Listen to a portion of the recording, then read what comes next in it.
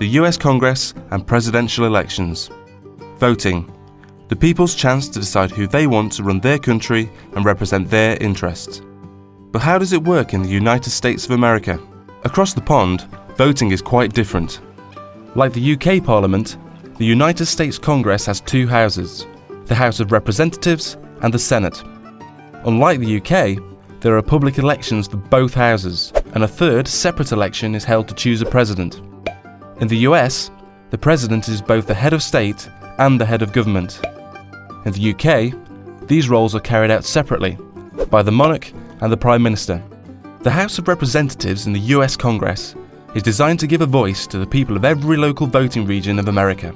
Members of the House of Representatives stand for re-election every 2 years.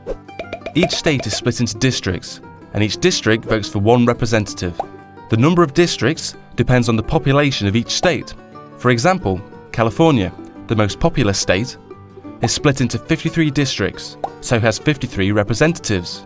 But Alaska, which is huge but has a really small population, only has one district and therefore only one representative in the House. Like the UK House of Commons, the election system is first past the post, so the candidate with the most votes in each district wins a seat in the House of Representatives. The party that wins a majority of seats in the House takes control. The ideal situation for a president is that the House is controlled by their own party. However, with elections held every 2 years, there's always a midterm election in the middle of a president's time in office. If the public thinks that the president's not doing a great job, they can vote in more members of the opposition party, making it more difficult for the president to pass laws. The Senate in the US Congress, like the House of Lords in the UK Parliament, is sometimes called the upper house. George Washington described the Senate as the saucer that cools the coffee, meaning that it's their job to scrutinise and question all proposals made by both the House of Representatives and the President, before voting to decide whether they should proceed as law. Senators, like members of the House of Representatives, are also elected to their seats by the public. Senators serve 6-year terms, and elections are staggered, so every 2 years, a third of the senators run for re-election. Each state is represented by 2 senators, regardless of its population. And again, the first past the post voting system is used, so the candidate with the most votes wins. So how do Americans choose their leader? Well, presidential elections take place every 4 years. The 2 main parties, the Democrats and the Republicans, host big get-togethers where they choose their presidential candidate, the person they think will be the best leader for the nation. The winning candidate then chooses their vice presidential candidate, also known as their running mate, to help support the campaign. Presidential candidates usually choose someone with different areas of skill or knowledge, so they present voters with the best package. Together, they're known as a ticket.